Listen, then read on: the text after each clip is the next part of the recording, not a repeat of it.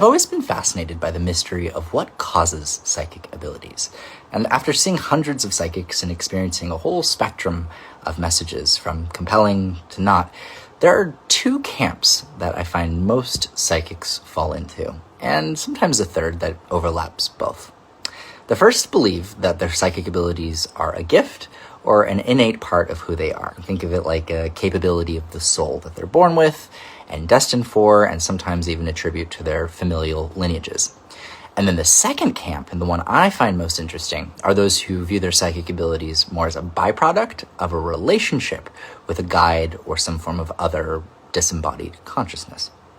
Now, through my work over the past decade, I've been able to access some very interesting people. My resources have allowed me to identify some of the most talented psychics on the planet and experience them directly. I feel that they're comfortable with me because they know what it feels like to be unbelievable. And so I've been able to get insight into things that some skeptics haven't even been able to.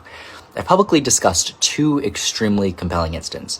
One involved a psychic who replicated two images sitting in front of me from 3,000 miles away, and the other involved a person who somehow sent an electric shock through my arm, a force that came from the hand of someone who wanted to demonstrate their healing abilities on me.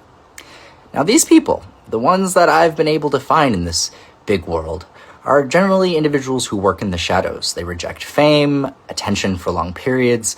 They either have occupations that don't involve their supernatural talents, or they live humbly, rejecting excess.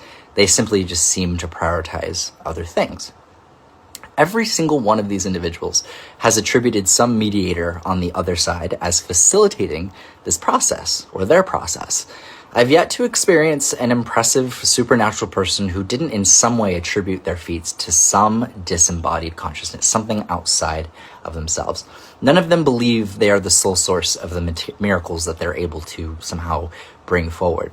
Now, I try to avoid speaking in broad strokes, but I've thought, surely there has to be some talented people out there who don't necessarily have a relationship with a guide.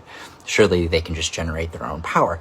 But my firsthand experience makes me wonder if these people might unknowingly be sent, or at least mediated through, some consistent force that follows them throughout their lives. It brings up a million questions. Are we the source of our ability? Do we have help?